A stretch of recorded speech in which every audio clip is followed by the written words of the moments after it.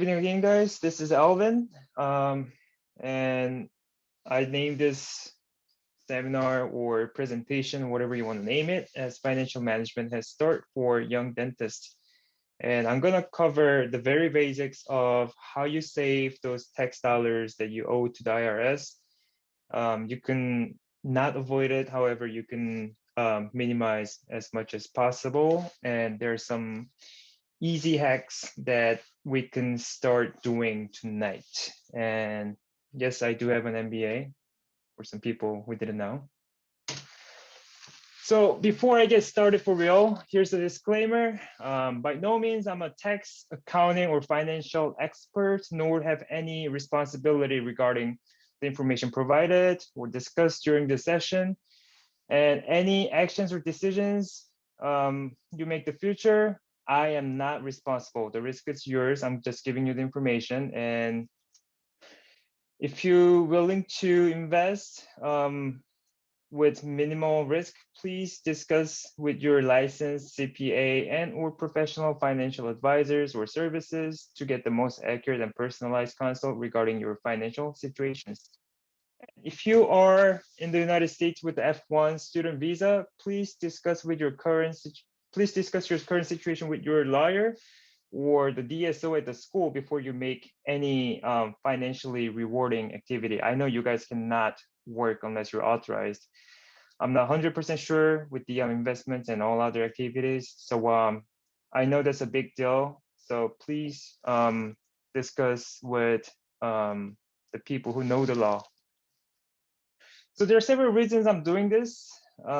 As many of you already know, I had a full-time job before I get into the dental school, and I wish I knew about the following information earlier. Per se, I started working when I was 21. If I knew these facts since when I was 21, I would be standing at much better status when I'm saying financially. So I just want to share this with you guys so you guys can start doing this as soon as possible. And we're going to start practicing next year. We're class of 2022. So unless we fail any class, then we will start making that paycheck next year with the dentist license.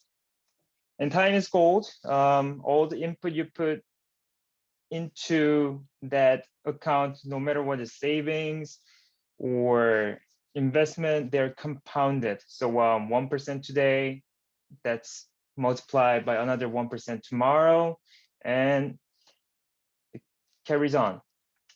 And dental school is expensive. And in the meantime, dentist income is stagnant for past decade. It hasn't been increased too much. So before you make any decision or you make any forward planning, you gotta know how much you're gonna make in the future. I'm talking about the general dentist because that's my interest. If you wanna get specialized, that's a little bit different story, but hey, here are some statistics I brought. So if you see the left-hand side, if you see the table, that's from the ADA.org, the American Dental Association. And can you guys see my cursor? Well, if you can see, you can just follow my cursor. If you cannot see, you can just follow my words. So if you see 1, 2, 3, 4, 5th, the employed row, since back in 2010 to 2019, well, that's not a lot of increase. And in the year of 2019, a general practitioner who are employed made $140,000 on average. And if you see the map on the right, that's from the BLS.gov, Bureau of Labor Statistics, and that is a government agency. And they do a lot of statistic works. And in state of New Jersey, a general dentist employed made $189,000 and $460 on average salary. And this statistics is from 2018, May 2018. So I assume this is from 2017. But 1 year, 2 year difference doesn't make huge difference regarding the information that I'm going to discuss about. So let's just use one number, the BLS number. So as a general dentist based on New Jersey, the average salary is $189,000 and change. As a new graduate, I don't think we're gonna make this unless you work extended hours, but hey, let's just use this number. So taxes, that's the biggest cut. Federal income tax, if you're single, then you will be fall under 32% bracket. If you made over $163,000 in year of 2020, this number increases a little bit year by year. And if you're filing married jointly with your spouse, you can just double this number to calculate your bracket. Also, the Medicaid tax, 1.45% from your paycheck, and your employer pays another 1.45%. And Social Security tax, 6.2% from your paycheck and another 6.2 from your employer. And if you make over $137,000, $137,700, then this Social Security tax does not increase. So it is capped at 100. If you made 140,000, it is same as when you made 137,700. If you made 200,000, it is still same. But if you made 100,000, it is less than that. Just multiply by 6.2. And state tax, state of New Jersey. If you make under $500,000 as a single last year, the tax bracket was 6.37%, and the local tax may vary very significantly. Jersey City doesn't collect any local tax, but New York City, it was almost 4% if you made over $90,000. So after those deductions, tax calculations, it is just a little bit over $130,000. And that is only after just tax. And what else will come off your paycheck? The malpractice insurance is a must. I'm not the best person to answer this question because we have a lot of faculties approachable, and you can ask them how much they're paying for the malpractice insurance, but give or take $2,000 a year. And student loans, if you have one, and you gotta have some cover to sleep under, right? So that could be mortgage plus property tax plus homeowners insurance and all those utilities, or the rent plus utilities maybe, and all other miscellaneous spendings you must spend, like your auto loan payment, insurance on that, your cell phone bills, yada, yada, yada. So how can you maximize those digits that you bring home? So the simplest answer is you make more money, but that is not really simple in the real world situation. You gotta work extended hours, or you gotta work faster. And even after that, you gotta pay what, good 40% to Uncle Sam. So that won't be too efficient. Or you can minimize the loan amount. I mean, if you can do that, why would you even worry about it? So that is unrealistic suggestion. Or live thrifty, that is a little bit more realistic, but hey, that's me flying in the first class to Australia when I was 25, and I want to live that life. So, well, I'll talk about the tax breaks. I think the easiest way to save your earned income. So I want to emphasize that you do not want to pay tax twice. The tax you're paying already with your basic paycheck to federal government, state government, it's already too much. So why would you want to pay tax twice? And so I just talked about how dentist salary is stagnant and not being increased as much as what I was expecting in past decade. It is still a well-paid profession. It is a high-income occupation, and if you made $170,000 back in 2014, this is what this table is made of. 2014 statistics, you still made more money than 97% of our peer Americans. So that is very high income. And this means we're going to pay a lot of tax when we're actually making money as a full-time dentist while receiving less welfare or any other benefits. So this is IRS Form 1040, if you're familiar with. And making more money doesn't always mean paying more tax. So the money you're making, I circled it in the oval, in the image, box number 1, how much you make as wage, salary, tips, etc., etc. However, more taxable income is paying more tax, not income. It is more taxable income. What makes you pay more tax? That is all the way down at 11B, taxable income. So you subtract all those numbers from box number 1, and then you get 11B. How much are you gonna pay based upon 11B?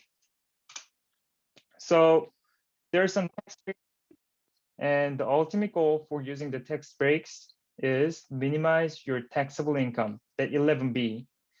And that's how our ex-president Donald Trump paid $750 for his income tax in certain year.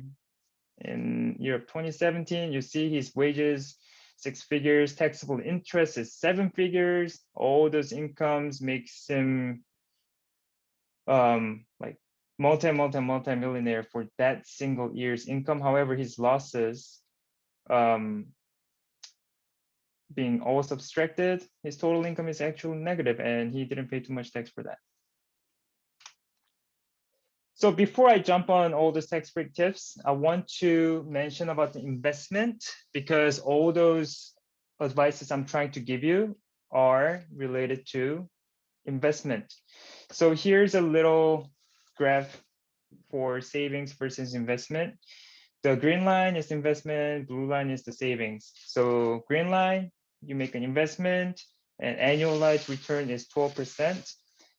No, annual return is 12%, and I hypothetically put 30%, negative 30% adjustment during the year 5. So market crash, 30%, and you continue keeping that account for 10 years versus savings account, hypothetically 2% APR, which is more generous than current market APR, and give it 10 years. So after those 10 years, in the savings account, it become about $120, and the investment with 12% annual return and 30% crash in 1 year, it gave you 190 and change. So that 12% is not a random number. From year of 2010 to 2019, the annualized average return of the United States stock market was 12%, and there was virtually no crash in between those time. However, right now is more volatile time to invest.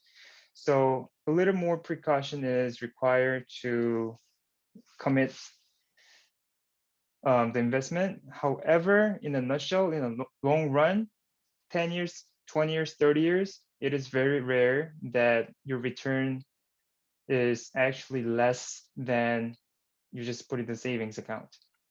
So no risk, no gain, your $100 could end up a cent instead of $200. But if you invest in the market, not a single stock, then I would say the risk is minimal.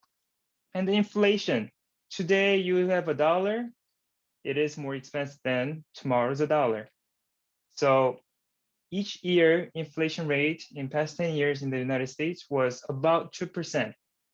So if you have $100 today and you're trying to use it next year, let's say you just had a cash $100 today, and next February you're trying to use the same Benjamin Franklin for something else, it only worth $98 of today's.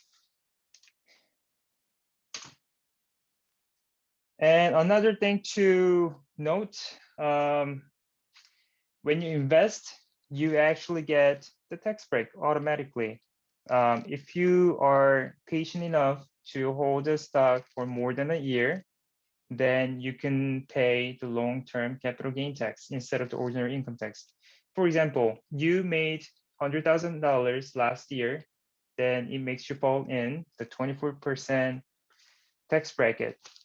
Per se, you invested somewhere last week and then you sold it today with crazy return, just like the last week's GameStop, and you made, let's say, $100,000, under $100,000. So your wage was 100,000, and then you add under 100,000 to your income. They make sure net income is $200,000. So that will bump you up to 32% tax bracket.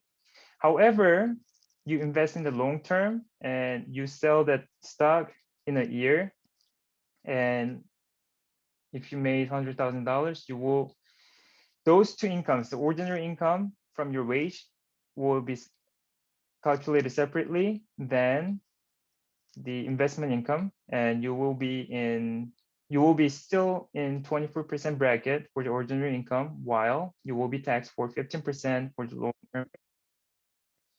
So if you're a day trader, I don't know what to say. I'm not the best person to discuss about the day trading and everything. But if you are patient enough, you put certain amount of money first day of each month into the mutual funds or index funds, and you keep it for more than a year, yes, you will actually get the tax benefit by putting them in long-term capital gain bracket. So those three things are the highlights for tonight's session: 529 plan, HSA, and IRA. And this is the most important slide I will mention tonight, because these three things are the easiest way to get the tax breaks. And these three things are still be applicable to our situation when we are practicing. So first, 529 plan, I put it on the top because this is about the education. And there's a typo. It shouldn't be $15,000. It should be $5,000 New York State income tax deduction limit per person per year. So if you're single, then it is $5,000. If your filing is a married joint, then it will be, the cap will be $10,000. And if you have a dependent, it doesn't increase. So up to $10,000 per couple. So what does that mean? I'm sorry, if you're a New Jersey resident, I'm sorry, you're not getting any extra tax break. If you're a New York State resident, you will get this New York State income tax deduction. So if you make $190,000, your tax bracket in New York State is give or take 6%, and in the city almost 4%. So about 10%. So once you put your $10,000 into the 529 plan, as soon as you put it, your taxable income will be reduced by $10,000 this year. So you automatically get 10% of the tax break out of the $10,000. And it applies to everyone for the federal capital tax exemption. So I just mentioned about this long-term capital gain taxes, right? So you invest in the 529 plan, and 2 years from now, so when we graduate, when we start working, you sell those mutual funds invested in 529 plan and pay for your student loans. Ordinarily, if it is just regular brokerage account, you will pay that long-term capital gain tax for your capital incomes. But if you pay your education expenses out of 529 plan, there's no federal capital tax. So you put in there, you make money for investing, or maybe you can lose. I'm sorry if that happens, but generally, with the time, the market inflates, and in the long term, for the decade, it is usually gain. So you will be exempt from that tax. So I mentioned about that education expenses, right? So it could be your student loan. If you decide to go to residency, you can pay out a 5 to 9 plan if the residency requires the tuition. It could be your spouse's education expenses if your partner decides to go, the legal married partner decides to go to the school, or your future kids decide to go to college later, you can pay for them, or they want to go to the boarding school instead of the public schools. Yes, you can use you can pay out of the 5 to 9 plan. Right, second thing, HSA health savings account, and this is only for high deductible healthcare plans. So the contribution limit per year is $3,550 last year in 2020. And for the amount you put in HSA account, you will get the federal income tax deduction and federal capital tax exempt. So how does that work? So your taxable income will be reduced by $3,550 for last year if you decide to put that amount of money into your HSA account last year. So we just talked about how the federal government will collect us the 32% bracket plus FICA tax, which is Social Security and Medicaid taxes. So 32% plus 1.5% plus 6 point some percent. So that is almost 42%. So you pay that much less tax. 3,600 times 42%, that's what? Over $1,000. I'm not with a calculator right now, so I can't do the math right now, but that's over $1,000 tax exemption. And when you sell it, just like the 5 to 9 plan, when you sell it and use it for your medical expenses, then you get the capital gain tax exempt. So this can be rolled over when you change the plan, but you gotta be under the high deductible healthcare plan, which is the deductible is higher, however, the premium is lower. So for limited healthcare plans, so right now we're under the school plan, or you could be under your parents' plan if you're young enough. But when we get the employer and if they provide the healthcare plans, then I will opt into HDHP plans and then get my own HSA account. And those medical expenses are kind of general term. It could be the hospital bills, it could be the lab fees, or nowadays at Amazon, if you go to Amazon, you can see the little labels next to the products. This is HSA applicable product for your Band-Aid, or maybe the BP machine. So you can use it for those kind of expenses. And a lot of HSA plans, a lot of HDHP plans provide the gym membership as one of their benefits, so you can check it out too. And the last thing is IRA, individual retirement account, and you can contribute up to $6,000 if you're less than 50 years old. I believe most of our classmates will fall under that category. And once you hit 50 years old, you can contribute up to $7,000. So another $1,000. So there are two kinds of IRAs. One is Roth, that's the guy's name, and the other one is traditional, just a regular IRA. So The point of Roth is you pay tax now from your payroll, and then you get the tax break later when you collect that retirement check.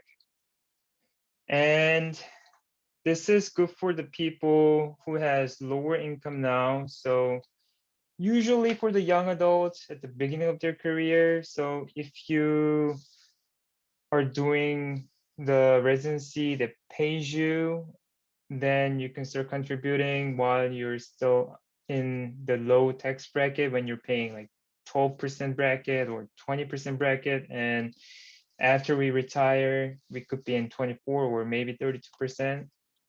So if you make not too much money, it is actually preferred to put the money in the Roth right now and to get the tax break when you retire, because you will pay tax for your Social Security check and your retirement checks. So you can contribute the entire $6,000 if your modified adjusted gross income is less than $124,000. Again, last year's number. I think it is another $1,000 for the Maggie this year. So that's the taxable income that comes on the 11B box of your 1040 form. And it incrementally decreased.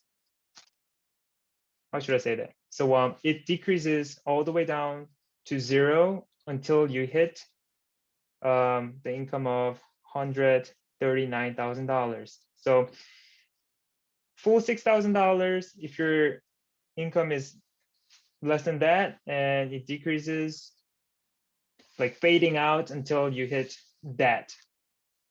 So if you make more than that, no Roth IRA. There are some detours that you can make, such as backdoor or mega backdoor Roth IRA. However, I'm not going to discuss about it. And if you're interested, you can do more research regarding that. But right now, Roth IRA in a nutshell, if you don't make enough money right now, contribute now. And if you expected retirement income is greater, then this is definitely a good way to save tax. Or the traditional. So this is the opposite with the Roth. So you can get the tax break right now while you contribute, and you pay the tax later. So if you're at the peak of your career and you're making a lot of money, but when you retire, you actually think you will collect less money from your retirement check, then this is the way. However, as a future dentist, our expected income is more than that contribution limit of the Roth. It could be the only choice. So there's a huge change expected with the just new president, President Biden, giving the tax credits instead of giving the tax deduction right now. But I'm gonna give you the current information. I don't know how it's gonna change, and will it change? It's out of blue. So right now, just like the just like the HSA plan, you get the federal income tax deduction. So you contribute $6,000 on the traditional IRA, then your taxable income is decreased by $6,000. If you put $3,000, your taxable income is decreased by $3,000. But again, the federal tax is almost 40%, right? Give or take 40% if you're in the 32% bracket. So yeah, that's a lot of money. That's what, over $2,000 every year, free money, right? So these three, 529 plan, HSA, and IRA, those are the three accounts that you want to look at, and you maybe want to open tonight. Maybe not HSA, but 529 and IRA, you may, if you don't have your own account right now, you may want to open it tonight. And IRA, the due to contribution is the tax date of the tax year. So usually April 15th of the next year, the following year, is the due to contribute that $6,000. So if you had income last year, it is not too late to put the IRA. If you had zero income, then I'm sorry, you're not qualified for the IRA. And this is actually the last slide I want to talk about for tonight. The loans. I know a lot of you are taking the loans to go to dental school, and I believe a lot of you take about $70,000 for the tuition fees and living expenses. Loan, yes, your number seeing when you graduate, we'll see up to $40,000 if you came straight to dental school and if you decide to take the loan since undergraduate. But loans are not always bad. Loans help you get the leverage for investment. For example, if you want to buy $1 million house and you put 20% down payment, it only requires you to have $200,000, and then maybe the real estate market booms for next 10 years and you can sell it for $1.5 million. So with the less money, it helps you to invest on the things. But again, the interest and number with the big numbers are scary. So one thing you need to do, like every quarter maybe, is check the APR, what's available in the market. So the federal rate as of February 1st this year was 0.25%. What does that mean? The Federal Reserve, who makes the dollar, lends their money to the banks in the market with 0.25% interest rate. How much was it? 2 years ago, it was 2.72%. I attached this graph on the right hand side. So when we started the dental school back in 2018, it was increasing, and then with the COVID and all the stimulus package, it was dropped to close to zero. It was once hit like negative number, but that is very, very rare. You see all those big numbers back in the past. So I think it's good time to think about refinance your loans, because 2 years ago, the federal unsubsidized loan was 6.6%. Now it's much lower, 2% lower, with 4.3%. And I checked those refinance banks, and with the graduate loans, I saw the rates as low as low 2%. Maybe with the small savings credit unions, it could be lower because they're more, community friendly, and trying to be competitive with the cheaper interest.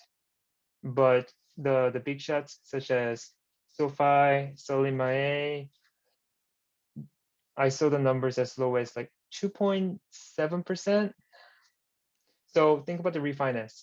And if you have the student loans, we talked about the 529 plan, right? So get all those tax breaks.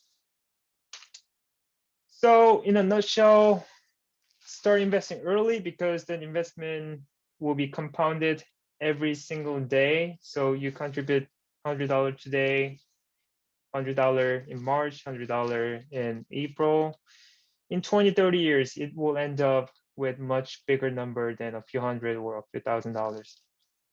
And minimize the taxable income when you start making money. So use all those tax deduction, tax break tips, and avoid paying tax on already taxed money. So you earn those dollars with your hard labor, like hunching into patient's face, mouth for hours, and you already paid 30, 40% of the tax. And then when you invest that value of money, you sell it tomorrow, paying another 40% off the already tax money. So don't do that. And use the 529 plan, HSA plan. So when you sell it, make sure that you get all those tax breaks. And check on your loan conditions frequently. So right now it's quite volatile. The number can go up and down really quick. So checking every other month or every quarter. I think that is beneficial for most of you who have loans with 6, 7, 8% interest rate. So that concludes today's session. And if is there any question? And yes, that is me on a camel. I just wanted to put it in.